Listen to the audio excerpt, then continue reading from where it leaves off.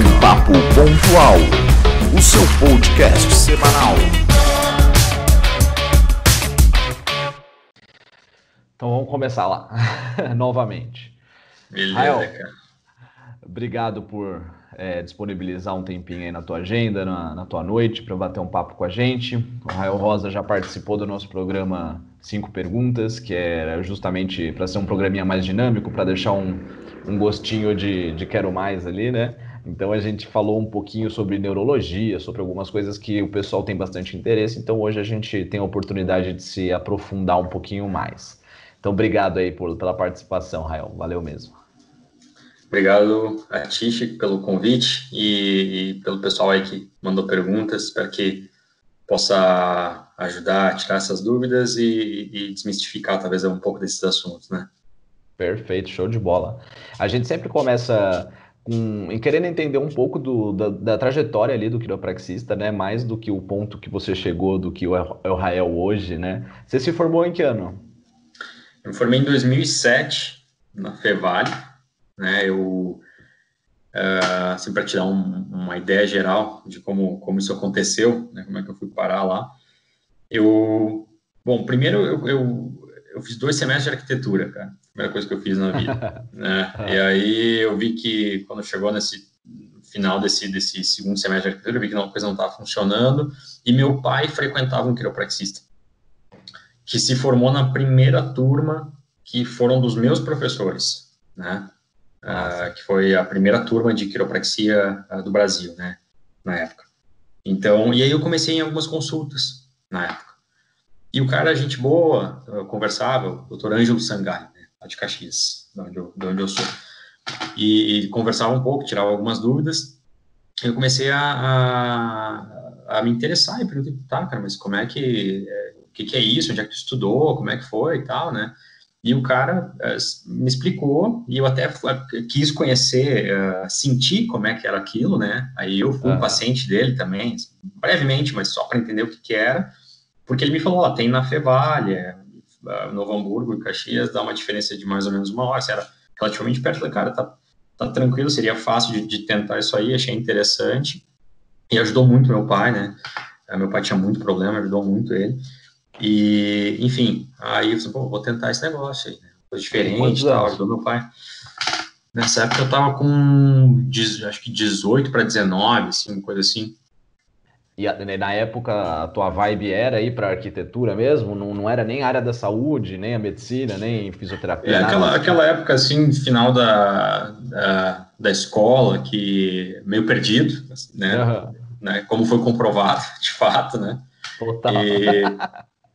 Né, sem saber muito o que fazer, aí, tipo, de repente, tinha um tio meu que era arquiteto, assim, foi essa, vou fazer esse negócio, vou ver como é que é, enfim, amigos, não sei o quê, aquela história, né, cara, e no final, eu vi que não era isso, não deu certo, que realmente tinha que tomar uma decisão, e eu pensei em saúde, né, aí eu pensei, só que assim, eu nunca pensei em medicina, assim, nunca foi uma coisa que me passou pela cabeça, e acho que eu tinha uma afinidade com essa ideia assim, da quiropraxia, que acabou indo em direção à quiropraxia, que era essa visão mais holística, assim, digamos, né, do corpo, do ser humano e tal, e eu entendi que, até pelas as explicações desse profissional que eu tive a oportunidade de assistir, que seguia por um caminho mais por aí, né, e aí eu achei interessante, e, bom, não tenho nada a perder, né, estamos aí, já não gostei dessa primeira coisa, o máximo vai acontecer é não gostar de novo. Aí entrei na Fevale, e quando a gente, acho talvez não sei como é hoje, assim, mas antigamente a gente tinha uma noção muito pequena do que era a quiropraxia, né, na sua extensão toda, né. Então, quando eu cheguei lá, eu notei que eu caí de paraquedas, né. A gente começa a ver começa a ver anatomia, começa a ver fisiologia, cara, não tô entendendo, assim, como é que a coisa se conecta, né, e depois passa 2 anos, aí tu começa a ver alguma coisa mais prática, e tu começa a entrar naquilo que a gente faz mais próximo do nosso dia a dia de hoje, assim, né, então, e aí foi, acho que uma progressão, assim, me apaixonando, né, aos poucos, e, enfim, quando chegou no final da faculdade, de fato, assim, eu tinha certeza que eu tinha feito a escolha certa, e que era aquilo que eu ia fazer pelo resto da vida. E durante a faculdade ali, qual que era o teu sonho ali do Rael com 19, 20 anos, né? Falar, pô, eu quero me formar e começar a atender que nem o cara que atendia meu pai. Qual que era a vibe que você tinha aí pro seu futuro? Quando acho que a gente acaba se espelhando em alguém, assim, né? Então, eu via esse cara trabalhar, pensei, cara, legal esse sistema, assim, uma coisa tranquila, o cara atende os pacientes e tal, achei que era uma coisa, um dia a dia prazeroso, né, ajudando pessoas enfim, obviamente tinha uma questão mercadológica, assim, pensando, pô, uma coisa nova e tal, também isso acabou tendo um lado, talvez, também. Só que, claro, quando a gente começa a entrar mais profundamente no assunto, acho que aí a gente começa a ver várias possibilidades, né? Então, eu acho que até ao longo da faculdade, assim, a gente vai criando vai descobrindo outras pessoas que nos influenciam e que acabam até se tornando mentores, e acho que com base nessas inspirações a gente começa a sonhar diferente, né? A pensar, pô, agora tem esse outro cara, eu quero ser meio parecido com esse outro cara também. Tem aquele outro cara, pô, mas os dois são legais, eu quero tentar ver como é que um faz, como é que o outro faz, será que eu não consigo juntar um pouco dos dois? E vai moldando onde tu quer chegar, né, o teu futuro. O cara que atendia teu pai, que linha de atendimento que ele tinha, assim? Você consegue identificar ou você tem contato com ele ainda? Faz muito tempo que eu não sei dele, assim, até porque eu nem faz alguns anos já que eu não estou mais lá. E ele seguia uma linha mais de sintoma mesmo, assim, né? Eu acho que estaria aí mais próximo de um primeiro paradigma, né? Mais relacionado a sintoma, enfim, análise radiológica, ajuste, assim, uma coisa que até na época, assim, dos quiropraxistas que eu tive chance de acompanhar além dele, a maioria trabalhava dessa forma, né? Alguns, obviamente, depois, ao longo da faculdade, fui conhecendo outros quiropraxistas que talvez tinham um lado um pilar filosófico mais forte, né? Mas, enfim, na época, acho que as questões mais hoje que as pessoas aí têm, alguns colegas nossos têm tido muito sucesso na parte mais comercial, parte mais de mercado mesmo, e na época eram quiropraxistas mais, assim, low profile, né? Os caras trabalhavam bem, tinham sucesso, assim, independente da forma como trabalhavam, e era isso, né?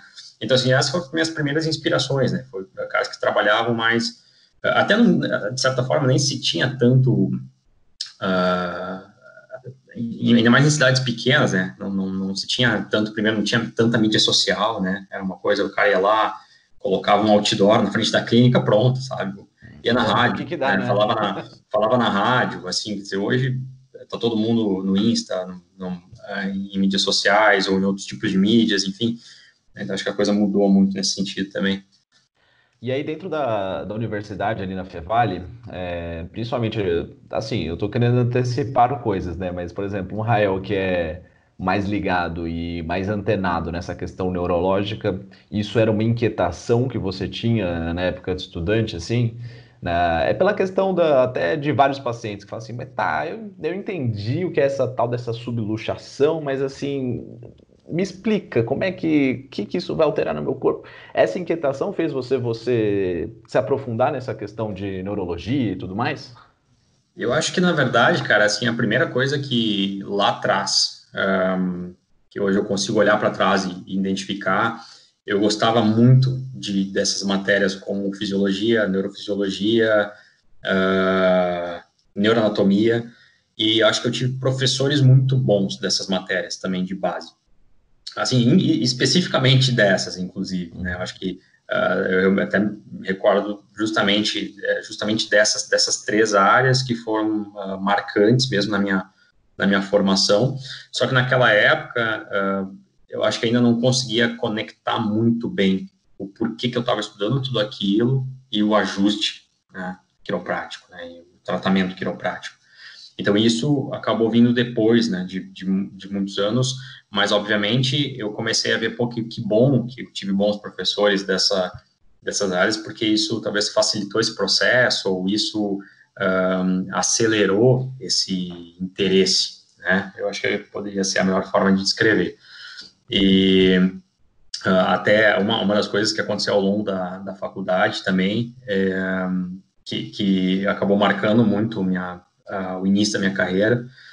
Na época, a gente não tinha muitos cursos, né, no Brasil, assim, de certa forma, na faculdade, assim, era o que tinha dentro da faculdade, era o teu esforço para ir atrás de profissionais que trabalhavam próximos, né, então foi uma coisa que eu sempre tentei fazer, assim, então lá em Novo Hamburgo, onde fica a Fevale, eu acompanhei o Ricardo Fujikawa um pouco, que era meu professor na época, que foi, obviamente, acho que todo mundo que foi aluno do Ricardo teve uma grande influência dele, assim, um grande mestre. Eu tive a chance de ver ele um pouco na clínica, eu tive a chance de acompanhar outros 2 profissionais que não eram docentes da faculdade, mas também eu ia semanalmente na clínica dele durante 2 anos, nos últimos 2 anos de faculdade, e isso me trouxe, acho que, uma experiência bem legal, e eles tinham uma veia filosófica bem bacana, assim, também, então, de certa forma, eu pude ver várias vertentes assim, de quiropraxia, né, acho que isso tudo acaba nos moldando. E agora eu acabei até chamando a atenção da questão do curso, porque veio um curso, cara, que foi um dos cursos que acho que marcou, assim, a minha época, que foi um curso de SOT, né, e veio um cara da Inglaterra, chamado John Howard, que ele deu um curso e aí ele falou de algumas coisas do sistema nervoso e tal, e ele conseguiu, talvez, mesmo dentro daquele paradigma de SOT, ele fez essa conexão e era uma coisa diferente e tal, pô, que legal, né, legal isso aí e tal. E na época ele veio 2 vezes, né, então falou de 2 assuntos, né, complementares dentro da técnica. E aí eu falei, pô, eu queria entender mais isso aí, né? Queria conhecer mais essa técnica, queria buscar mais. E um desses quiropraxistas que eu acompanhava na cidade tinha trabalhado com ele. E eu tava para me formar. Ele disse, cara, se tu quiser, eu faço um contato para ti, tu vai para lá, se tu quiser, passa um tempo com ele. E aí eu tava final da faculdade, ainda sem saber muito bem, assim, pô, eu fico aqui, abro clínica, como é que tava ainda um pouco meio não com muita vontade de fazer isso de cara, assim. Eu ainda queria buscar um pouco mais, né? E aí acabei indo, né? Eu fiquei um ano lá, com ele, não só com ele, né? Ele foi talvez a minha porta de entrada para chegar lá. Eu até trabalhei como estagiário assim, na clínica, né? Então eu fazia pré-consultas, Um assistente ali, né? o MyoVision, tipo de coisas assim. E eu acompanhava muitos atendimentos dele, de outros quiropraxistas da clínica. Eu fiz muitos cursos lá também, dentro da área, dentro dessa técnica, e de outras, e aí ele foi me guiando um pouco, né, assim, se tornou um grande mentor também. Aí uma das coisas que ele me falou na época foi, olha, na fase que tu deve buscar o Instituto Carrick. E assim, eu não entendia muito bem porquê, não sabia nem o que era, não sabia como é que a neurologia entrava na história, mas, pô, o cara tá me falando, então eu vou atrás desse negócio. E por acaso eles tinham módulos que aconteciam lá já, tanto na Inglaterra quanto em Amsterdã também, e eu consegui pegar alguns módulos lá já e vi, pô, realmente esse negócio, eu acredito que tá muito alinhado com o que a gente faz, né, tá muito próximo do que a gente faz em quiropraxia, enfim, e consegui estudar um pouco disso lá, né, e, enfim, assim, foi um ano que eu acho que eu consegui aproveitar bastante para ver muita gente trabalhando também, ter acesso a alguns desses cursos que a gente não tinha acesso no Brasil na época, né, e isso também, eu voltei para o Brasil depois de um ano e abri minha clínica. Em que ano que você ficou lá? Foi eu me formei em 2007, fiquei lá em 2008. E em 2008 você ficou quanto tempo? Um ano? Fiquei um ano. E aí, como é que você via a quiropraxia na Europa, né? Porque eu acho que às vezes isso aí é uma grande incógnita para as pessoas, né? A gente sabe do Fujikawa lá em Madrid, sabe que existe uma... Mas, tipo, a gente tem a referência dos Estados Unidos, né? Que você tem clínicas de quiropraxia a rodo. E como é que funciona isso lá?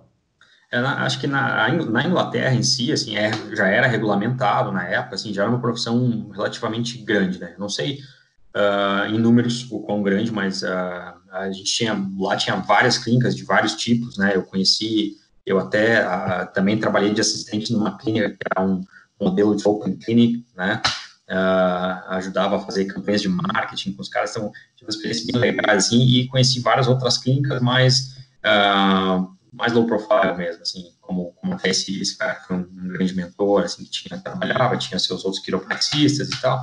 Então, lá, de certa forma, na Inglaterra isso já era bem desenvolvida, mas em países ao redor, por exemplo, na Irlanda, eu cheguei a trabalhar como quiropraxista na Irlanda. Trabalhei por 1 mês e meio lá, substituindo um cara que ia sair de férias. E eu consegui trabalhar lá porque na Irlanda não é regulamentado também. Pelo menos não era na época, né? Agora não sei como é que ficou. Então, ou seja, tu chega lá, se tu tem uma oportunidade, alguém quer te colocar lá, e aí foi indo através de contatos, eu acabei conseguindo trabalhar um pouco lá. E na época também era a situação da Espanha, Portugal, eu não sei como é que está hoje, né? Se já regulamentaram algum desses países. Então, tinha vários países ainda ali pelo redor que ainda não tinham a quiropraxia regulamentada, ainda era uma profissão pequena, mas a Inglaterra, França, Holanda, países onde a quiropraxia já estava andando, estava forte já desde aquela época, né? Boa, massa. É uma dúvida minha também, de entender. E você começou a fazer os seus estudos de SOT por lá, então, também? Então lá foi onde eu realmente consegui ter um início, tanto de observação clínica, quanto alguns módulos, né? E foi muito bacana essa oportunidade, eu consegui fazer, assim, tive muitas horas de aula de SOT lá ao longo daquele ano, também com professores que até hoje têm uma influência naquilo que eu faço, na forma como eu penso, e isso depois até foi o que veio a me inspirar quando eu voltei para o Brasil, que você via agora, né? Pô, legal poder ter acesso, né, a esse tipo de conhecimento, porque o conhecimento eu sempre vejo, cara, que é isso, né, é a gente conseguir construir ele, e isso demanda tempo, e às vezes tu aprende uma coisa num curso, que tu soma com outro, que aí tu faz aquele mesmo curso novo, aí tu ouve uma coisa que tu não ouviu no primeiro, que tu não prestou atenção, e tu aprende mais, e você, mas agora, como é que eu vou fazer? Agora eu voltei para o Brasil, e quando eu voltei, eu abri minha clínica, na minha cidade mesmo, eu sou de Caxias, né, do Rio Grande do Sul, e comecei a atender e sem nenhum dinheiro, assim, eu abri a clínica, basicamente isso, né, fora isso eu estava completamente quebrado, assim, não tinha dinheiro para nada, né, e aí foi que começou a me surgir essa ideia, assim, de repente se a gente conseguisse montar um grupo e conseguisse trazer os caras para cá, acho que é mais barato do que ter que pegar um monte de gente e ir para lá, né? Então, todo mundo divide os custos, a gente tenta fazer alguma coisa desse tipo. E aí foi surgindo essa ideia, e eu fui descobrindo outros colegas que gostavam desse assunto, dessa ideia, tinham intenção de desenvolver alguma coisa parecida também, e a gente foi montando esse grupo e realmente conseguiu colocar isso em prática. A gente conseguiu começar a trazer pessoas para o Brasil e eles começaram a nos dar aula aqui, pelo menos, até no início, até mais de uma vez ao ano. Assim, a gente teve professores que chegaram a vir 3 vezes ao ano, aqui talvez nos 3 ou 4 primeiros anos, né, de SOT especificamente. E vamos desmistificar esse SOT, né? Eu fiz alguns cursos quando eu era estudante, e cara, é muito bizarro, né? Porque é um outro mundo. É um outro mundo. Principalmente porque uma das coisas que os palestrantes, e provavelmente você diz, é que você tem que fazer o mesmo curso várias vezes, de tão complexo que é o negócio, né? E hoje, se você fosse principalmente dar um recado para os estudantes, ou para quem quer se interessar ali por SOT, é um bicho de 7 cabeças? Como é que você conseguiria aplicar isso com outras técnicas? Quais são as indicações que você daria? Claro. Então, eu acho que, assim, antes de tudo, cara, talvez lá atrás, quando a gente começou, quando eu comecei a estudar, realmente, assim, era a forma como a didática de SOT era disposta, acho que era o que complicava a vida, tá? E acho que até foi um bom trabalho, assim, que esses grupos internacionais foram fazendo, foi deixar isso mais fácil, né, para que tivesse uma sequência mais lógica, que fosse mais fácil assimilar, E isso eu acho que se a gente pegar os manuais de hoje em dia, em comparação aos manuais de 10 anos atrás aí, ou mais, é completamente diferente. Então, eu vejo hoje está muito mais fácil, e eu acho sim, também depende muito de instrutor para instrutor, né? Eu hoje, praticamente, quando eu ensino, tem determinadas coisas que eu tento filtrar para as pessoas que eu estou dando aula, né? Porque talvez já ter passado por esse período em que eu consegui enxergar o que eu vejo que funcionou melhor para mim ou não, né? Então, eu passo a técnica, mas eu acabo, em alguns momentos, dando uma opinião pessoal, assim, olha, acho que se vocês tentarem esse atalho aqui, é mais fácil, vocês vão enxergar isso, isso e isso. Então, são coisas que talvez eu acho que lá atrás, para quem começou a estudar, talvez até na época que tu estudou, talvez teriam facilitado também, né? Enfim, e assim, na realidade, cara, eu vejo que toda técnica de quiropraxia, ela carrega dogmas, né? Então, assim, isso justamente porque a gente está pegando algo que foi criado, o SOT foi criado de 1930 a 1984, 1985. Ou seja, a ciência mudou, né? Mas, obviamente, quando a gente vai falar sobre SOT, a gente acaba tendo que ficar preso a algumas coisas que são inerentes à técnica, né? Mas isso não é diferente de alguém que estuda Gonstead, né? Não é diferente de alguém que estuda Thompson, quer dizer, todas as técnicas mais clássicas da quiropraxia, elas vêm com essa bagagem que vem de antigamente. Então, acho que cabe a nós, quiropraxistas, entendermos o que precisa filtrar, né? O que é informação disso que ainda é válida, o que não é, ou o que é uma informação onde eu tenho uma outra explicação fisiológica, porém a técnica em si, a prática da coisa funciona, né? Então, enfim, assim, eu acho que é algo que eu tento, quando eu estou explicando alguma coisa dentro de alguma aula disso aqui, eu tento trazer um pouco disso. Claro que, de novo, assim, a gente obviamente tem que trazer um pouco dos fatos históricos, um pouco daquilo que a técnica e do que de Jarnett falava, né? Acho que faz parte, porque é uma questão de respeito ao trabalho dele, né? E até eu acho que talvez tem pessoas hoje que ensinam uma coisa muito mais dentro da técnica em si, melhor do que eu ensino, porque eu acabo, obviamente, às vezes trazendo um pouco dessas coisas a mais, ou coisas que eu sei lá, fui aprendendo ao longo do tempo, que não necessariamente são as coisas que Jarnett falava. Tá? Então, enfim, eu acho que as duas coisas têm valor, né? Mas Claro. eu acho que no final das contas, cada quiropraxista vai ter que ouvir, filtrar e utilizar aquilo que acredita que é melhor para a sua própria prática. Acho que é exatamente o que você falou, qualquer técnica, né? O cara sai da faculdade já com um mix de informações ali, bate no liquidificador e vai usando o que ele acha que funciona mais, o que talvez um paciente funcione mais com SOT, né? Aí a gente vai filtrando nesse sentido. Mas é justamente isso, a pergunta foi em cima porque você está falando com estudantes, né? Estudantes que às vezes nem têm essa bagagem para poder conseguir absorver um curso desse ali de imediato, né? Então, por isso que hoje um curso de SOT ele é dividido em módulos ainda. Como é que funciona? Então, hoje, assim, basicamente, a gente tem um módulo que é sempre um módulo de categorias, que a gente chama de módulo básico, né, que ele engloba basicamente grande parte do que é o SOT, né, que são as 3 grandes categorias de SOT. Né, e depois, em SOT, se estuda CMRT, que é técnica manipulativa reflexa quiroprática, que está relacionada à manipulação visceral, e tem uma parte de craniopatia, que é muito grande em SOT. Né? Então, Jarnett era um osteopata antes de ser quiropraxista, né?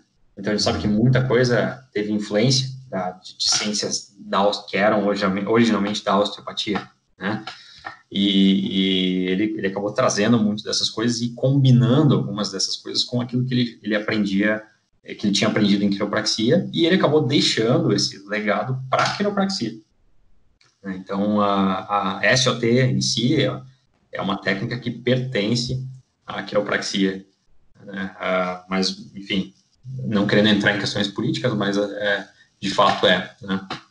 Não, na real, eu ia dar essa cutucada aí. O Fernando fez no 5 perguntas, eu ia cutucar desse lado aqui também. Porque, na verdade, é isso que eu queria entender de você. Você acha que, por exemplo, 100% ali das coisas, até nessas coisas mais viscerais, você acha que é algo para um quiropraxista estar fazendo? Ou você acha que, por exemplo, um osteopata faria isso? É da alçada dele, é da nossa alçada? Essa é uma pergunta bem profunda, né? Essa Sim. a gente poderia descascar ela com bastante tempo, né? Mas, assim, cara, o que eu vejo entra em questões de paradigma, né? Que até do próprio paradigma do que é quiropraxia, assim, e uma coisa que um questionamento que até foi a neurologia funcional, que acho que me trouxe de forma muito forte, por que a gente ajusta alguém? Acho que essa é a grande primeira pergunta, assim, que eu me faço constantemente essa pergunta, e sempre que eu tenho chance de falar para alguém, ou para um colega, ou para algum aluno, é um questionamento que eu tento empurrar para as pessoas, assim, também, né? Por que a gente ajusta, né? Então, a gente pode dizer, a gente ajusta, alguém vai dizer, eu ajusto porque tem uma subluxação, eu tenho que melhorar aquela mecânica, outro cara vai dizer, cara, mas eu ajusto por causa da inata, né? O outro cara vai dizer, eu ajusto porque eu preciso mudar o sistema nervoso. Quer dizer, não tem uma resposta errada, né? Mas a gente sabe que se eu ajusto uma articulação, eu mudo aquela mecânica articular, e para eu conseguir uma melhor expressão inata, eu preciso ter um efeito positivo no sistema nervoso em primeiro lugar, certo? Então, assim, acho que isso é unanimidade. Acho que ninguém vai discordar que talvez o grande motivo pelo qual a gente ajusta é para criar uma mudança positiva no sistema nervoso. E a partir dessa mudança positiva, eu vou ter uma melhor expressão inata. Tá? Então, aí a gente pode pensar, até entrando um pouco mais nessa questão paradigmática, será que essa subluxação que a gente está vendo, em todo momento, ela é causa ou em alguns momentos ela pode ser consequência de algo mais? Então, talvez a SOT, essa visão de SOT explora um pouco isso, né, que a gente tem esses outros sistemas envolvidos que em alguns momentos, segundo a Janet, eles poderiam também ser causa de uma subluxação, né? E até quando a gente traz um pouco esse conceito para a ciência mais atual, uma pergunta que a gente pode levar para que as pessoas reflitam vamos pegar um exemplo de alguém com AVC, tá? Então, no AVC, você já viu, a pessoa entra numa posição de flexão do membro, né? Aí eu posso perguntar, esse problema da flexão do membro é um problema da articulação ou é um problema no cérebro sendo expressado pelo sistema motor? Quer dizer, ninguém vai me dizer que é um problema da articulação, é um problema causado no cérebro e esse problema no cérebro tem uma expressão no sistema motor. Então, o que eu quero dizer com isso será que em alguns momentos, algumas dessas subluxações que a gente está vendo, elas não são resultado de assimetrias de funcionamento do sistema nervoso, ao invés de causa? Então, quando a gente entra nesses tipos de questionamento, e aqui eu não estou dizendo que um lado está certo, outro lado está errado, eu acho que todos podem estar certos em alguns momentos e errados em outros momentos, tá? Claro. Mas eu acho que esses questionamentos são importantes para a gente como profissão e como profissionais do nosso dia a dia também, para os nossos pacientes. Então, acho que quando a gente entra nesse assunto, a gente começa a pensar que talvez tem até onde eu posso ir com aquilo que eu faço, né? Aí eu acho que é uma pergunta até entra até numa questão de crenças, né?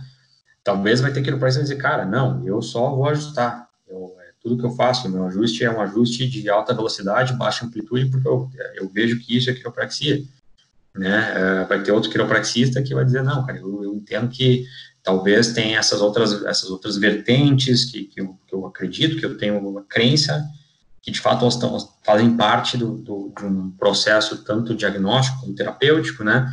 E eu acho que tudo isso, para mim, é quiropraxia.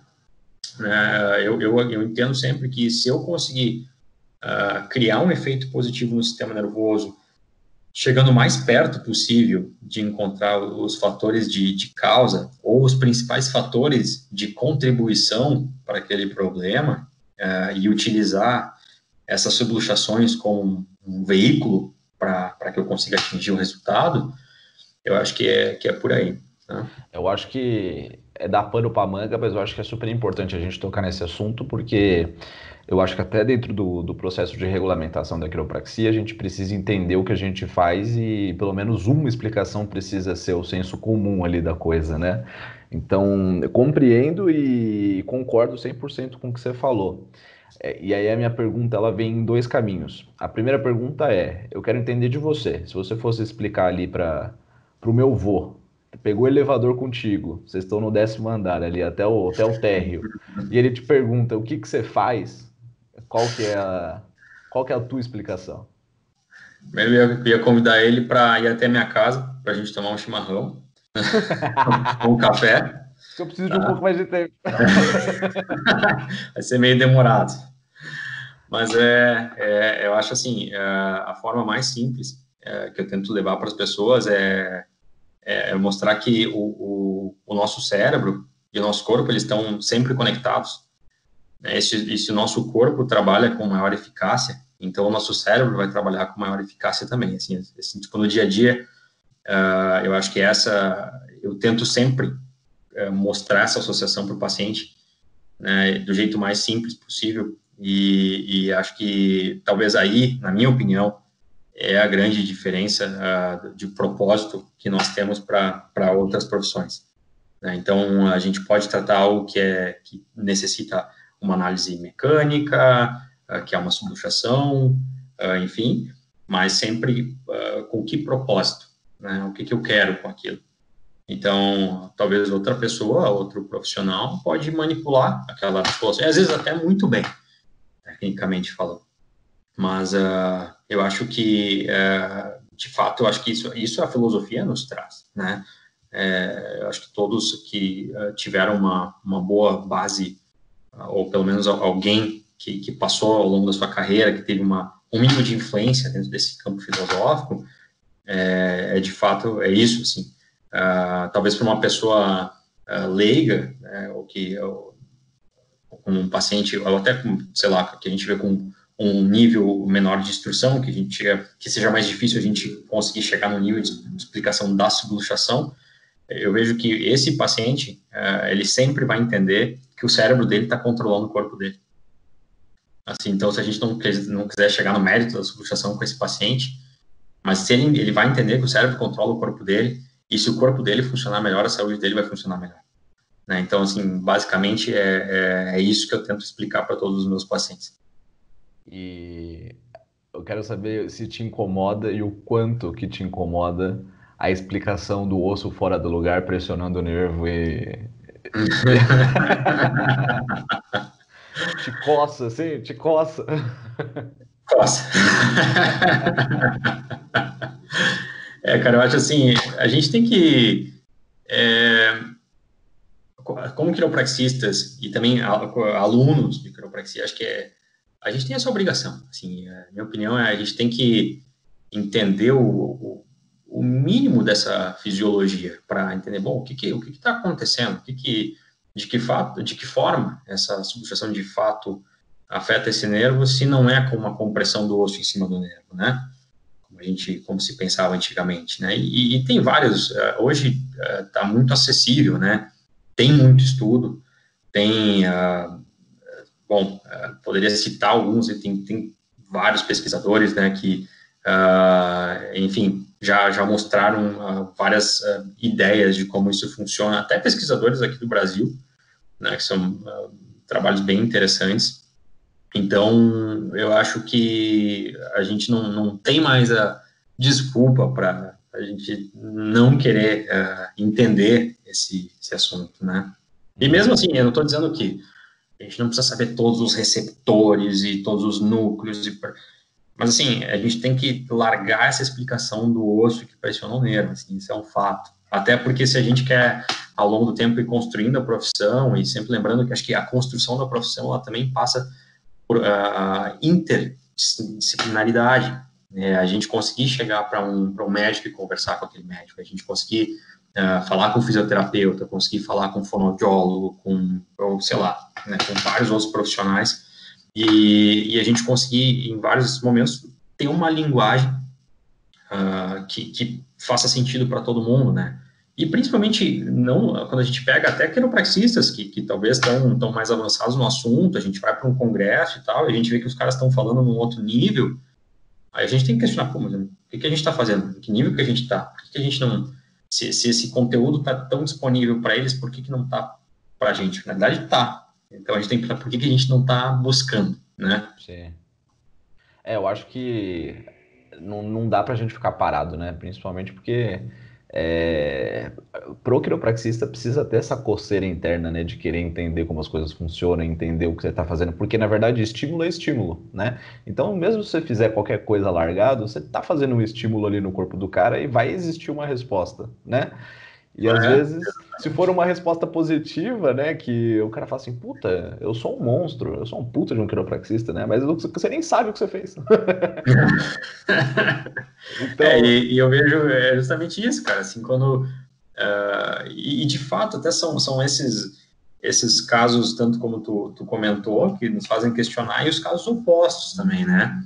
Às vezes, quando tu pega um paciente, pô, em teoria fácil, né? Esse cara, não, cara, eu tratei um cara, meia hora atrás, eu tratei um cara igual esse cara, mesma idade, mesmo problema, e o cara respondeu super rápido e tal, e aí tu trata o outro cara e o cara não responde, né? E aí tu te pergunta, tá, o que tem de diferente desses dois caras que parecem absolutamente iguais, né? E eu acho que, né, tu, qualquer pessoa que está já há um tempo em prática, assim, são coisas que a gente vê, né? E isso cria questionamento. E nessas horas a gente, assim como você falou, a gente pensa, pô, eu sou o cara, né? E as horas que os caras são bosta. Por que eu não ajudei esse cara? E então é nesses momentos que a gente tem que questionar o que eu não fiz, ou o que eu precisava saber, o que eu não vi nesse cara. Por que esse cara que parece igual não é igual ao outro, né? não, E aí eu acho que entra essas questões de a gente, de fato, entrar um pouco mais profundamente nessas questões fisiológicas do paciente. Eu acho que é aí onde a neurologia funcional casa muito bem com aquilo que a gente faz em quiropraxia. Tá?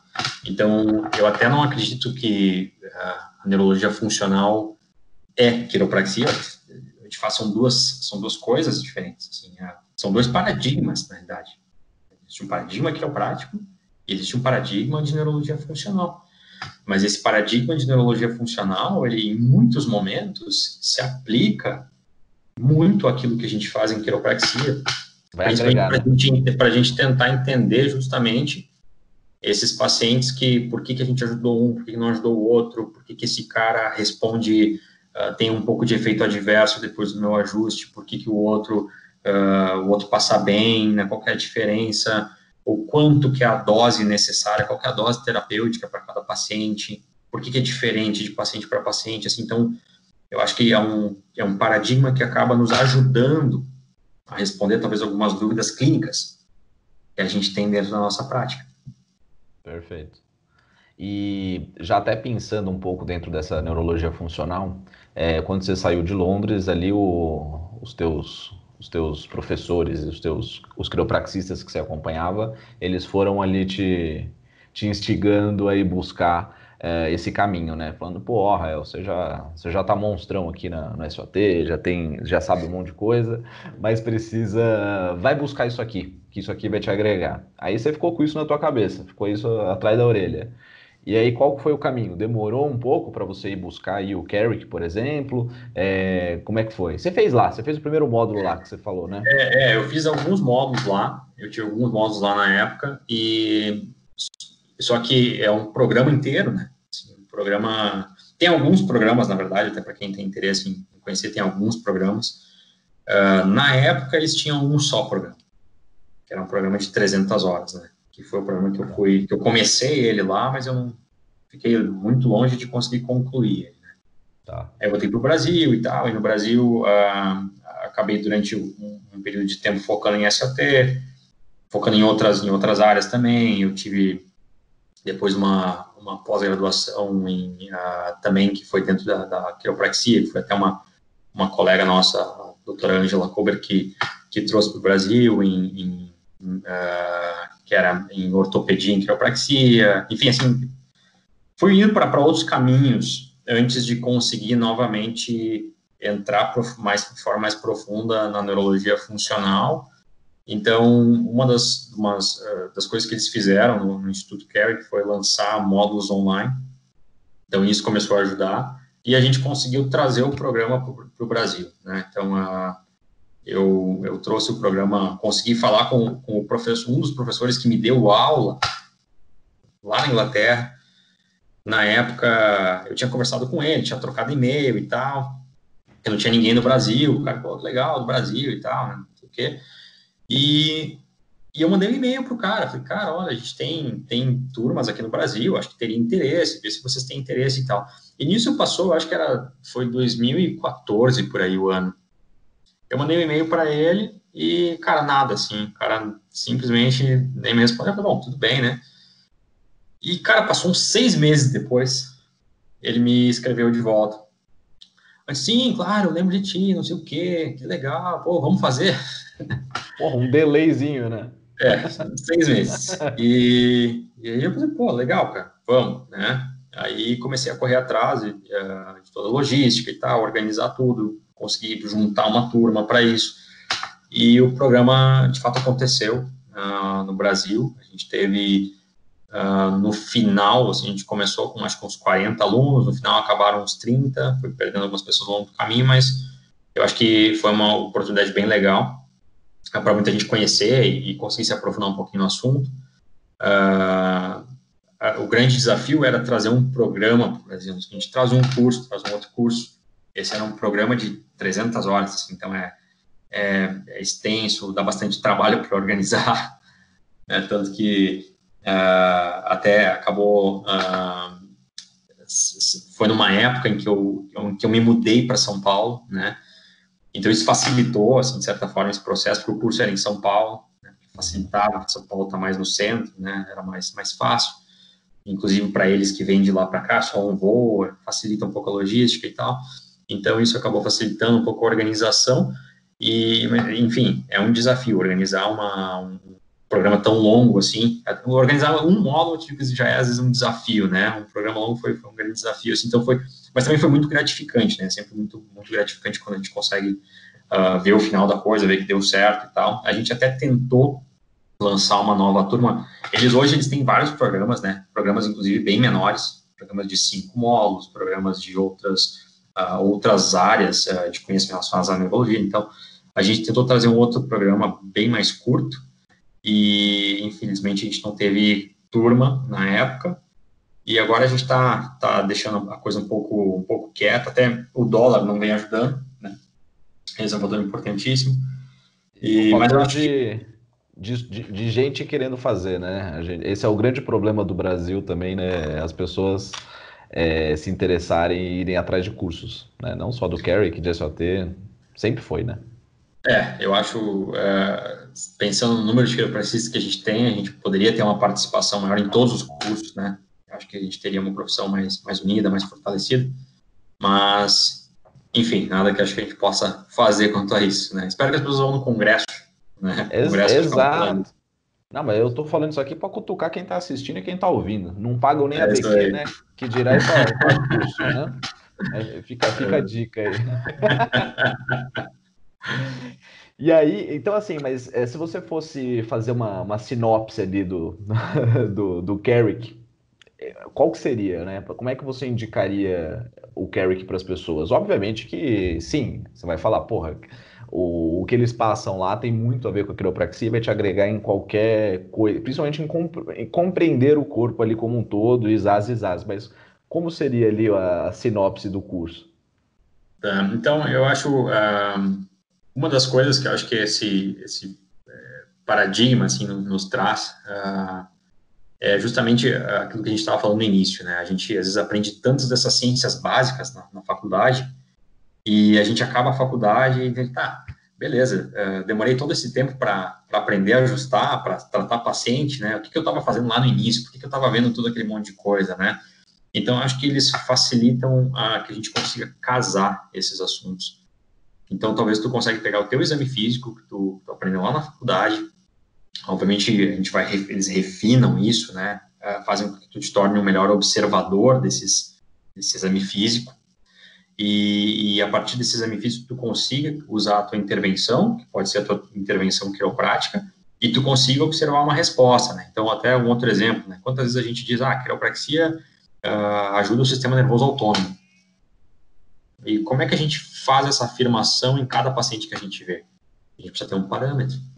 Assim como, vamos dar um exemplo, a gente analisa a pelve, vê a perna curta, ajusta o paciente, e depois a gente vai olhar se a perna ficou boa, né? se nivelou. Assim, o que a gente, é uma coisa normal do quiropraxista. Né? E quando a gente faz essa afirmação com esse outro sistema, por que a gente não faz a mesma coisa? Né? Então, quer dizer, e quando a gente olha para esse sistema, às vezes, pressão arterial. Pô, tem a pressão arterial, tem a frequência cardíaca, tem reflexo pupilar, tem uma porrada de coisas que a gente pode utilizar. E que são achados que a gente diz, nossa, mas é difícil. E quando tu vê, é simples, são coisas que tu não precisa de material, é coisa simples, coisa que está no dia a dia, é rápido de fazer, e tu consegue chegar a essa afirmação, pô, realmente, esse ajuste, de fato, eu consegui criar uma diferença nesse paciente, no sistema nervoso autônomo dele, nesse dado momento. Aí tu ajustou outro cara lá, de repente tu viu, não, esse cara aqui, não, isso que eu fiz não deu certo. Aí tu já sabe, vou ter que mudar a minha intervenção, né? Então, acho que a primeira coisa, assim, é isso, né? Dentro do programa, é a gente conseguir realmente, vamos pegar esse exame físico, vamos refinar ele, vamos entender como utilizar dentro da prática do quiropraxista, e aí eles vão quebrando todo o sistema nervoso, que eles chamam de níveis longitudinais da lesão.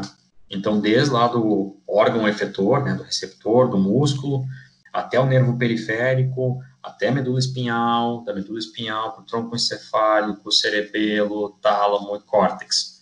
Então, vamos dizer, tu está vendo uma subluxação lá, tu consegue, de repente, dizer, cara, eu acho que essa subluxação está tendo uma contribuição grande que, na verdade, está vindo do cerebelo dessa pessoa. Né? E para a gente conseguir chegar a esse tipo de conclusão, a gente precisa refinar esse exame físico. Né? Então, acho que, de novo, assim, esse é o primeiro passo, depois passa por esses níveis longitudinais da lesão, e ao longo do programa se passa muito tempo em cada um deles, quebrando parte em parte. Você consegue associar qualquer técnica com a neurologia funcional? Eu conseguiria trabalhar com a diversificada e a neurologia funcional, o SOT, um Thompson, tudo se complementa? Com certeza, porque assim, eu vejo que tem até uma grande confusão, né? A gente olha para a neurologia funcional, às vezes as pessoas, elas olham para a neurologia funcional como uma técnica. E na realidade... É uma ferramenta. De fato, é um paradigma de saúde, né? Então, na realidade, tu pode usar o raciocínio clínico que esse paradigma te traz, que ele anda perfeitamente junto com o paradigma quiroprático e com a análise clínica quiroprática, e aí as tuas ferramentas são o Thompson, são a diversificada, SOT, o Gonstead, e aí, de repente, para um paciente, tu vai entender que, pô, de repente, se eu combinar um pouco dessa técnica com essa técnica, por causa desse achado que eu tive neurológico funcional, eu acredito que isso vai dar certo. Então... beleza, mas assim, existem técnicas que você tem questão de estímulo, questão de... até para análise da subluxação, que são mais apuradas do que outras, né? Então, aonde eu quero chegar? Qual, principalmente para você identificar o seu complexo de subluxação ali, qual que é a técnica que mais, na sua percepção ali de estudo dentro do Carrick e tudo mais, qual que você acha que tem mais esse viés neurológico? Por mais que todas sejam... Essa é a pergunta de $1 milhão, né, cara? Porque eu diria assim que eu acho que não tem uma resposta certa. Né? Eu acho que todas elas vão ter seu valor. Assim, eu acho que entra muito a questão de qual que é a nossa afinidade com a técnica, né? Porque a gente pode pegar, de repente, 2 quiropraxistas que praticam a mesma técnica e eles nem sempre convergirem, né, nas suas decisões. Às vezes tem divergências, né? Então, quem que está certo, quem que está errado? Né? Então, quer dizer, quanto mais afinidade a gente tem com, e eu quero dizer experiência, de fato, né, com uma determinada técnica, com determinado tipo de área de conhecimento, a gente vai criando mais habilidade de realmente encontrar quais são aquelas subluxações. Então, assim, hoje, se eu fosse dar uma resposta pessoal com base na minha experiência, né, eu acabo utilizando um conjunto de conhecimentos que vieram de diversas técnicas para chegar à conclusão do que eu ajusto num paciente, né? Onde, de fato, eu acredito que tem uma subluxação que é importante, mas, de repente, vai ter um colega que também tem muita experiência, que também é muito bom, dizer, cara, eu discordo completamente de ti, eu uso Gonstead, eu me dou bem com isso, eu acredito que é isso.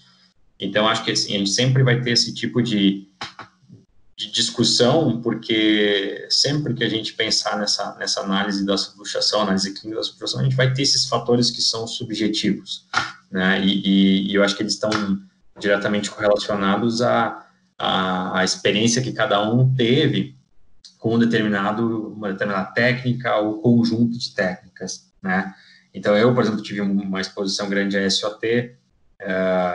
Na Fevale a gente tem um pouco de Gonstead, tem Thompson também, mas eu até tive algum seminário de Gonstead aí no ano passado, assim, deu uma refrescada na memória, então a gente acaba trazendo algumas coisas de lá. Eu estudei muito AK também, que é Applied Kinesiology, que também é uma técnica quiroprática que eu acho que em alguns momentos facilita a gente, pelo menos da minha experiência, de novo, assim, é uma coisa muito pessoal, né, mas eu acho que me ajuda muito a determinar que área ajustar, né, então, e assim, mas eu sempre, mais do que qual subluxação ajustar, sempre a gente volta para aquela questão do onde eu quero chegar ajustando essas subluxações.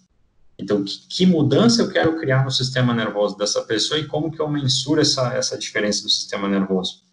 Né? Então, aí eu acho que é onde a neurologia funcional ela casa com toda essa questão de encontrar a subluxação. Então, encontrei a subluxação através de uma técnica ou um grupo de técnicas, certo? Seja ela qual for. E aí eu tenho um parâmetro para me dizer se, através dessas correções, eu estou, de fato, criando uma correção que eu acredito que vai se sustentar pelo maior prazo possível através de uma alteração do sistema nervoso de um ser humano. Foi bem, respondeu. Se você fosse mais liso do que isso, eu ia falar, o que você faz no seu consultório? Porque daí é o que você acha que é melhor, né? É o que você faz. Mas esse finalzinho aí, ele acabou até me dando espaço para pensar outra coisa. Quando a gente tem uma alteração no nosso corpo, e principalmente uma alteração, um estímulo, né? A gente está falando principalmente dos estresses que nos rodeiam aí 100% do nosso tempo, né? Estresse físico, emocional, químico, aquela coisa toda que a gente sempre fala em consultório. Isso a gente tem a vida inteira, perfeito? A gente não consegue fugir disso. A quiropraxia, principalmente da forma que você aplica e de tudo que você estudou, você acha que é algo vitalício? Você acha que a gente consegue fazer grandes modificações que vão perdurar por longos períodos? Como funciona na tua cabeça? Obviamente a gente tem um mercado e um sistema que a gente precisa se adequar a ele, então às vezes é até difícil que você faça que a pessoa fique indo no teu consultório a vida inteira, se você acha isso necessário ou não, mas o teu suprassumo, né? É o que eu pergunto. O que você faria com a tua mãe? O que você faz com a tua esposa? O que você vai fazer com o teu filho? Qual que é essa lógica na tua cabeça? Eu acredito que concordo com o que tu falou, assim, quer dizer, o corpo está exposto à vida, né? O tempo inteiro. Então, a gente vão ter vertentes que até vamos dizer que dentro do útero a gente já começa com algumas distorções, né? Sim. E algumas que eu até gosto, né? Então, quer dizer, a gente começa traumas físicos do início da vida e eles vão se somando com questões físicas, outras questões físicas, né? Emocionais, químicas e sem dúvida, quer dizer, a gente não vai conseguir, a gente pode minimizar, mas a gente não vai conseguir fugir delas, né? Em momentos a gente vai ter mais um fator emocional acontecendo, outro dia a gente vai cair um tombo no chão, outro dia, né, sei lá, né? Enfim. Então, eu acho, sem dúvida, assim, a quiropraxia, eu acho que ela pode ser parte do cuidado de saúde de qualquer pessoa, assim como a pessoa vai procurar ter uma boa alimentação, ela poderia ir no quiropraxista. Quer dizer, o que eu tenho tentado fazer é ajustar as pessoas o mínimo possível, né? Obviamente, fazer um tratamento na qual eu acredito que ele tenha uma sustentação por um determinado período de tempo, e a partir desse ponto, né, vamos dizer, quando o paciente entra, de fato, naquilo que a gente pode chamar de manutenção, eu consegui entender o quanto eu consigo manter aquela pessoa sem precisar do meu tratamento. Então, se eu conseguir, meu paciente, se eu conseguir te passar 2 meses, 3 meses, 6 meses, que bom, né? Talvez não é uma grande realidade de 6 meses, talvez até, sei lá, por experiência a gente vê que pode ser um tempo até longo para a maioria das pessoas dentro do estilo de vida que a maioria de nós, né, vive hoje, estressados, pressão do trabalho, enfim, né, então acho ser mais sedentários também. Então eu vejo que talvez o quiropraxista sempre vai ter trabalho e as pessoas vão elas mesmas sentindo, né, que talvez precisam ter aquele cuidado de forma mais regular, mas eu acho assim, de novo, meu objetivo sempre é intervir o mínimo possível com a pessoa e é que através desse mínimo a gente consiga ter um resultado que tenha um mínimo de sustentação, que eu consiga criar adaptação suficiente nesse organismo para que ele suporte melhor o efeito desses traumas e que, de novo, eu possa ver essa pessoa dentro de um prazo longo e enfim, né, possa intervir o mínimo possível. Então isso você acha que é possível, que rola, assim, se você ali conseguiu fazer um tratamento num período X ali, que você sentiu que foi eficaz, você vai pedir para a pessoa voltar depois de, sei lá, 3 meses, volta daqui 3 meses. Durante esse período, você acha que o seu ajuste ali, todas as alterações que você conseguiu jogar para aquela pessoa, vai se manter em 3 meses? Ou, teoricamente, se ela aparecesse no seu consultório na semana seguinte ou no mês seguinte, teria coisa para se mexer também? Assim, descascando um pouquinho melhor, né, então o que eu faço, né, de fato, né, eu sempre procuro, assim, início de tratamento, ter bastante intensidade e frequência, né, então, talvez dentro aí de pelo menos um mês e meio, obviamente isso é absolutamente variável, né, de paciente para pessoa, assim, qual que é o número de consultas, cara, esse é absolutamente variável, né, depende muito mais de uma... O que você gostaria de você? Como é que você lida com o teu corpo? Então, de novo, depende do momento. Então, eu acho que isso também é uma variável, né? Assim, e aí depende do momento e para mim, para a gente conseguir ter um parâmetro, vai depender da examinação.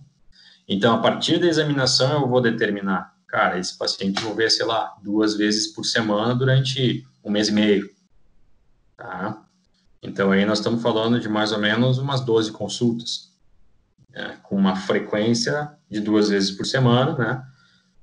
Acabou esse período, aí eu vou querer entender como é que esse paciente reage quando a gente começa a reduzir o tempo. Então, a primeira coisa que eu quero é um período que eu chamaria de condicionamento, ou um período de observação, né? Que eu quero ver esse cara talvez 1 vez por semana. Então, de repente, eu vou ver esse cara 1 vez por semana, por pelo menos mais umas 2 semanas, né? De repente, se a gente vê que a coisa mais ou menos se manteve naquilo que a gente vinha observando, na maior área, na maior parte dos locais tratados, né? Eu vou começar, talvez, a espaçar esse cara para 15 dias. E, de repente, eu vou segurar ele. E eu sempre hoje, assim, quando eu, particularmente, começo a chegar nesse 15 dias ou 20 dias com o paciente, eu sempre começo a conversar um pouco com o paciente. Assim, o que tu acha? O que tu vem sentindo? Eu quero que o paciente ele verbalize a consciência dele em relação à sensação dele com aquilo que eu estou dando de ideia para ele e aquilo que ele acha importante para ele. Assim, eu acho que essa troca assim, foi uma coisa que talvez antigamente eu era mais rígido com esses prazos. Ah, você diz, ó, tem que vir assim, agora é 20 dias, é 20 dias, agora é um mês, e antigamente eu gostava muito de tentar o máximo possível que a manutenção, não passasse de um mês, né? Mas Hoje eu sou um pouco mais flexível, assim, para entender que talvez, enfim, tem pacientes que vão se dar bem com menos, outros com mais, outros talvez com menos. Eu tenho pacientes que eu vejo a cada 15 dias, cara. eu queria te perguntar, se um paciente teu falar assim, porra, Rael, eu vim por uma questão de uma lombalgia, uma hernia de disco, sei lá, N coisas, melhorei já, tô bem pra caramba, mas eu sinto que a quiropraxia ela me ajuda em diversas outras formas, né? Tô dormindo melhor, N coisas. Pô, eu gostaria de ficar vindo aqui contigo toda semana. O que você falaria? Ok, venha, ou tipo, não precisa? Eu deixaria a pessoa à vontade, tá? Assim, até esse exemplo que eu dei antes, né, essa paciente que eu tenho, uma paciente que ela me vê sagradamente, religiosamente, a cada 15 dias. Eu tenho um paciente meu também, que me vê semanalmente, tá? Já há algum tempo. Então, eu vejo que, assim, até esses casos, tá? São casos que eles até têm algumas condições especiais de saúde, assim, que acabaram merecendo, acho que, uma atenção maior, mas eles também sentem que aquilo mantém essas situações deles mais estáveis enfim, entenderam o valor da coisa, né? Essa paciente que eu vejo a cada 15 dias, para citar um exemplo um pouquinho mais profundo, ela antigamente eu ajustava ela, né, somente, assim, ela realmente gostava de ser ajustada, é uma senhora, seus 70 anos já, e aí, depois acho que de uns 2 anos que eu atendia ela, um dia ela chegou para mim e falou assim, eu quero andar de patinete, e eu gostaria que tu desse uma olhada no meu equilíbrio. Aí eu falei, tá bom, vamos olhar isso. E de fato, assim, não foi à toa que ela acabou me perguntando isso, porque acho que ela mesmo já sabia, ou até acho que talvez tenha sido algum assunto que a gente em algum momento discutiu, não me lembro, porque faz tempo já. Mas enfim, de fato o equilíbrio dela era ruim, né? E aí a gente acabou tratando a partir de então, a gente intensificou novamente o tratamento, né? E eu comecei a focar um pouco mais nesses achados relacionados ao equilíbrio dela. Assim, então, de novo, vai um pouco para aquilo que a gente falou anteriormente na conversa. Eu estou utilizando as minhas técnicas quiropráticas, mas agora eu quero ter um pouco desse viés olhando para essa questão do equilíbrio como um mensurador do sistema nervoso dela, porque afinal quando a gente fala em equilíbrio, a gente está olhando de fato para áreas do sistema nervoso central, né? E então, quando a gente começou a notar, opa, agora a gente está vendo esses parâmetros melhorarem, aí a gente começou a espaçar de novo. Hoje, de novo, eu vejo ela a cada 15 dias, e de vez em quando a gente testa algumas coisas que vão por aí, às vezes a gente chega lá, ajusta alguma coisa, né? Enfim, assim, então de novo, assim, acho que é variável de caso a caso, acho que tu deve ter casos também que tu trata regularmente, e de repente tu vê que algum fator da vida deles, tanto que eles te trouxeram como sendo importante, como algo que tu observou, e tu diz, opa, peraí, nós estamos se vendo a cada mês, mas aconteceu uma coisa diferente na vida, né, seja dentro de um desses 3 fatores, físicos, químicos e emocionais, que a gente vai precisar dar mais atenção, né, para o teu corpo nesse momento, para a tua saúde, para o teu sistema nervoso, e de repente tu vê que, pô, consegui estabilizar aqui. Então, vamos passar de novo, assim. Então, e de forma geral, para todos os pacientes, eu entro nessa negociação saudável, assim. Né? O que o paciente está achando? Ele está à vontade com isso? Né? Vamos espaçar? Muitos pacientes dizem, não, cara, não quero espaçar. Vamos continuar 15 dias mais um tempo, acho que você deve ter ouvido isso várias vezes também, né? E alguns, assim, eles chegam e te perguntam, cara, não dá pra gente passar um pouco mais? Né? Então, e às vezes, obviamente, entram até questões financeiras, às vezes, também nessa conversa, né? Assim, eu vejo que, às vezes, obviamente, tem pessoas que tem várias razões, né? Claro. Então, mas enfim, esse é o jeito que eu administro um pouco isso. Não, legal, porque na verdade eu tô te cutucando porque eu trabalho um pouco nesse esquema E eu acho que até eu faço forma de pagamento diferente, eu trabalho com mensalidade, não com... Justamente por isso, porque eu falo pro cara, eu falo assim, quem vai decidir o tempo que vai ficar aqui comigo e fazer esse cuidado vai ser você, né? Então, se você tá vindo por um objetivo específico e você sentiu que cumpriu, ok, beleza, a gente toca o barco, mas se você sentir que precisa ficar, aí tamo aí, a ideia é essa, né? Mas Legal, legal, queria te cutucar para entender como é que você legal. pensava sobre isso. Mas, assim, invariavelmente, eu acho que na minha opinião, né, todo paciente, pelo menos no início de tratamento, ele precisa ter um mínimo de tempo para criar mudança, É, um mínimo de frequência, um mínimo de intensidade. Qualquer paciente, porque é uma questão de neuroplasticidade, assim, né? Não, que bom se a gente puder fazer isso com pouca intervenção, né? Mas talvez aquela pouca intervenção tenha que ser repetida várias vezes, dentro de um período de tempo, até que a gente consiga criar uma mudança no sistema nervoso que seja sustentável e que a gente consiga aí transformar isso numa coisa que fique mais à vontade. Então, acho que isso é uma coisa, né, até para, como a gente está falando vai falar com alunos aí nessa conversa também, né, para entender que eu acho que o paciente ele tem que entender que, pelo menos no primeiro momento, é uma decisão clínica, tem que ser uma decisão clínica, assim, então o paciente tem que, não existe um milagre, ele tem que respeitar aquilo que, a tua decisão em relação àquilo que tu tá, o parâmetro que tu tá. tempo e frequência, né? Qualquer pilar da saúde é feito. Eu falo isso para as pessoas. Eu falo assim, não dá para você emagrecer fazendo dieta uma vez por semana, não dá para você entrar num processo de hipertrofia fazendo academia uma vez por Exatamente. semana. E aqui também não vai ser desse jeito, né?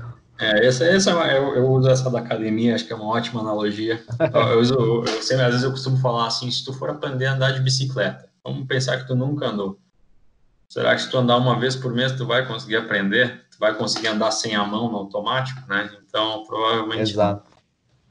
E deixa eu te fazer uma pergunta em cima de um curso do Minardi. Você participou? Você fez o. Eu não cheguei a participar. Eu participei de um summit online há muitos anos atrás, que estava a Heidi Harvey, que estava ele, Ah, tinha mais gente, agora nem me lembro os outros nomes. legal. Mas assim, eu não nos seminários aqui no Brasil eu acabei não indo e não conheço o trabalho dele com o Thompson diretamente também. Na verdade, ele parte de alguns. Eu também não sou, eu participei de um só. Então, quem tá me ouvindo não me julga, certo? Até porque eu quero perguntar pro Rael para ver o que ele tem a acrescentar em cima disso. Mas ele é um cara que fica muito puto, né, de ouvir que subluxação é um osso fora do lugar que pressiona nervo. E ele fala isso diversas vezes. Mas ele comenta também que o cuidado de quiropraxia ele está muito correlacionado com produção hormonal, né?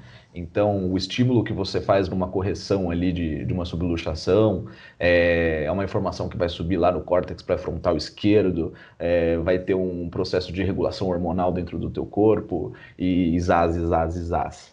Então, eu quero entender de ti, que é mais inteligente do que eu sobre tudo isso. É isso, é isso. Mas assim, cara, bom, eu acho esse é um assunto sempre muito interessante. Eu vou usar um artigo que eu estava lendo há um tempo atrás, da própria Heidi Harvey, que acho que é uma referência bacana aí para todo mundo ler, que era justamente, o artigo que ela fala sobre o córtex pré-frontal e tal, o aumento de atividade dessa região, né? E o que a gente tem, até no próprio artigo dela, se vocês derem uma olhada, ela tem uma população, uma amostra pequena, e a gente vê que ela teve resultado com alguns participantes e com outros participantes não, então, ou menos, né? Não me lembro exatamente assim qual era a proporção e tal. E aí, quando tu começa a analisar a amostra que ela utilizou, tu vê que alguns pacientes relataram determinados acidentes ao longo da vida, que outros não relataram. Então, assim, quando a gente começa a olhar para fatores epigenéticos, né, e a gente tem que pensar que o seguinte, que uma parte dos nossos sistemas nervosos é igual, né, talvez em torno de 60%. Os outros 40% a 50% não são. Né? Eles são variáveis que vão ser minhas, que vão ser tuas, que vão ser de outras pessoas. Então, vamos pensar que num indivíduo absolutamente saudável e com uma estrutura íntegra, sim, isso aí vai chegar lá no córtex pré-frontal, e do córtex pré-frontal tu vai ter uma cadeia de eventos, né? Tu vai ter um loop lá, que tu vai ter uma melhora no sistema motor, tem vários estudos, inclusive dela, mostrando melhora de destreza, né? Melhora de força, enfim, então a gente vai ter uma cadeia de eventos. Inclusive, a gente pode imaginar que se a informação chega até lá, ela vai conseguir ter um efeito sobre todas essas áreas hipotalâmicas e todo esse eixo hormonal, né? Quer dizer, sim, faz sentido pensar nisso.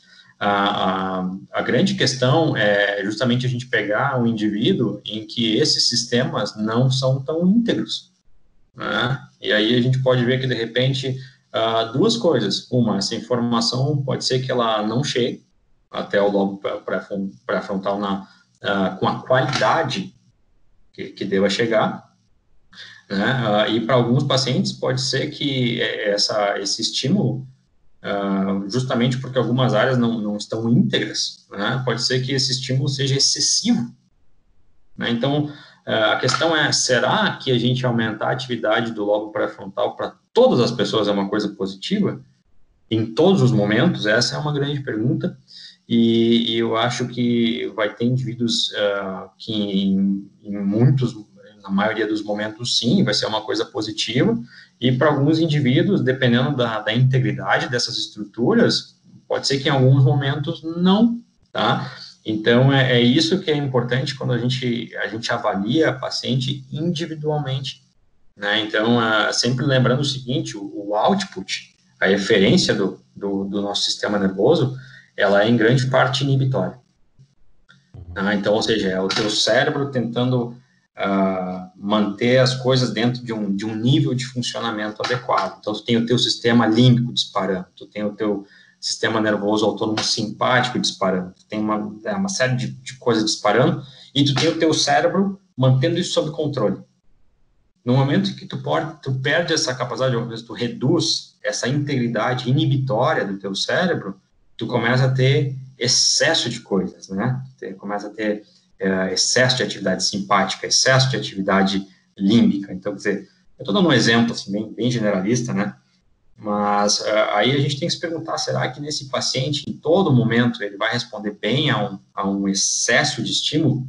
Alguns sim, alguns tu vai conseguir fazer com que aquele estímulo chegue lá, consiga criar modulação e ativação suficiente dessas áreas inibitórias para criar uma cadeia de reações positivas, porém em outros pacientes talvez não. E aí a pergunta é, como é que a gente sabe em qual que eu consegui ter um efeito? Precisa entender como mensurar isso clinicamente, individualmente, paciente para paciente. Tá? Então, acho que quando a gente faz afirmações generalistas, a gente acaba ajudando uns e outros nem tanto. Tá. O quanto que falta de pesquisa, ou qual que é a dificuldade de mensurar tudo isso, de botar no papel? Existe meios ou só a falta de vontade mesmo?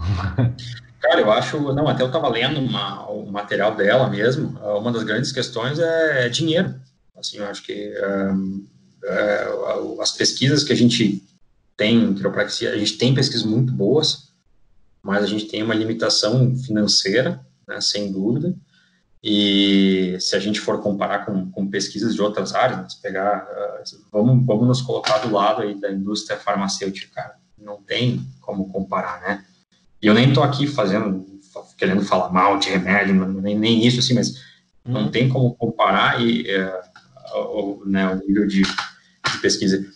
Eu acho que um fator que a gente acaba enfrentando também é justamente essa questão de individualidade do paciente, a gente conseguir ler essas pesquisas e conseguir diferenciar e ter esse senso crítico de entender assim, tá, mas espera aí, deixa eu ver deixa eu ver o número dessa amostra, deixa eu ver quantos pacientes responderam e quantos não responderam, e aí tu pensa, pô, mas por que esses não responderam, né? Quando tu vê até o equipamento que ela utilizou, acho que não sei se foi nesse estudo ou algum outro, né, que são eletrodos que são ligados a regiões do crânio, onde a gente consegue detectar aumento de atividade em determinadas áreas do córtex, ou das regiões subcorticais, ou das regiões do cerebelo, tronco cefálico e tal. E aí tu vê que alguns pacientes têm aumento de atividade de algumas regiões, ou os pacientes têm diminuição dessas mesmas regiões. E aí também tem que gerar essa pergunta, por que isso acontece, né? Então, assim, claro, aqui a gente tem várias especulações, né, mas eu poderia dizer, bom, justamente por aquele fato que a gente estava conversando antes, que talvez o sistema, a gente tenha uma diferença aí de indivíduo para indivíduo, né? Agora, isso não significa que a pesquisa seja ruim, pelo amor de Deus, a pesquisa, tanto dela como de tantos outros quiropraxistas, são ótimas, eu acho que vem revolucionando a profissão, né, e vem nos deixando mais próximos de conseguir mostrar isso para a comunidade científica, né, para outros profissionais, na verdade, né. Então, e eu acho que quanto mais incentivo a gente dá isso, e tomara que esses profissionais arrecadem cada vez mais fundos para conseguir produzir, que bom para todos nós, né. Boa, claro, boa. Vi no WhatsApp, num grupo aí de Quiro, que você e mais algumas pessoas estão com algum projeto aí que tá para vir, não sei se dá para dar spoiler de alguma coisa, já quiser fazer um jabá. Isso aí, vamos vender um pouco aí. Boa, lógico. A gente, até por essa questão sobre os cursos aí que a gente estava comentando, a dificuldade de trazer alguns, e agora a gente provavelmente vê um aumento maior em função do dólar, né? Tá realmente difícil de trazer gente para cá. E eu tenho mais dois colegas, né? O Fernando Pompermayer e o Eduardo Fontana, que estão em Santa Catarina, que são colegas que também estudaram neurologia, e inclusive a gente teve assuntos que a gente estudou juntos e tal. E a gente já vem há alguns anos, aí, pelo menos uns 3 anos, conversando sobre o assunto de tentar montar alguma coisa, né? Eu acho que agora, nesse período de quarentena, e justamente por esse aumento do dólar, assim, esse assunto se fez mais presente, a gente começou a realmente colocar a coisa, a gente está tentando tirar do papel, e com sucesso, porque a gente até já tem datas, tá? A gente deve lançar o curso até o final desse mês aqui, e provavelmente o curso deve acontecer em setembro, tá? Então, se nada mudar aí dentro desse nosso cenário meio maluco atual aí, deve ser dentro disso sim, tá? Então, a ideia do curso, a forma como eu vi a neurologia funcional ao longo do tempo, uma das coisas que justamente como a gente conversou bastante hoje, né, como tem entendido a neurologia funcional como um paradigma, né, eu vi que talvez tem dentro desse paradigma, tem coisas que se aproximam muito da quiropraxia, talvez outras nem tanto, né, então o que a gente quer pegar é aquilo que realmente está mais próximo do quiropraxista, aquilo que é de fato mais importante, que a gente julga para uma avaliação, utilizando esses parâmetros que a gente conversou tanto hoje, e também algumas estratégias dentro de um modelo quiroprático, né, utilizando algumas estratégias dentro desse raciocínio através da neurologia funcional. Assim. Então, a ideia é isso, né, a gente trazer algo que esteja bem próximo da prática clínica do quiropraxista. Massa. Acho que quando tiver... Bom, a quarentena adiantou e facilitou em várias coisas também, né? A gente precisa tirar ponto positivo disso tudo que está acontecendo, né? Então, acho que até essa coisa de videoconferência e tudo mais adianta vários projetos que talvez estivesse engavetado, né? Gravar o programa aí com o Chico. Então, boa, facilitou. Olha quanta gente eu já estou conseguindo conversar, velho. Vai vir aí, cara. gente boa. Vai vir a própria Ângela que você comentou, a gente vai estar marcando. Olha que legal, que legal. Vai ter gente boa aí. E eu acho que fica aberto o convite aí para vocês três também. Se vocês quiserem fazer um jabazinho e uma divulgação bem legal aí pra gente montar, a gente joga lá. O bom é que tem bastante estudante aí que segue a gente. Pode colocar na lista já, então. Pode boa. Colocar na agenda. Aí a gente se organiza para poder fazer um call aí entre os 4. Não tem problema nenhum. Maravilha, cara. Com certeza. Que bom. Muito obrigado. Pô, curtiu, velho? 1h20, hein? Pô, passa voando, hein, bicho? Né? Quando o papo é bom, passa voando mesmo. Eu não, Passa voando. o pessoal reclama, velho, mas eu não consigo ter menos de 1 hora de papo. O pessoal todo mundo muito interessante. Voa, cara, voa. E acaba que vai fluindo, né? E aí a gente entra nessas questões, assim, que, tipo, é difícil ser raso, assim, né? Tipo, pô, tá uma pergunta que o cara me faz. Cara, agora eu vou viajar nessa pergunta, não tem jeito, não tem jeito. Né? Pô, Aí eu me cutucou, né? aguento, me aguento. Cutucou com vara curta, né, velho? É Rael, legal, cara. Que bom, cara, que bom. brigadão aí de você ter participado. Valeu mesmo. Obrigado o convite aí.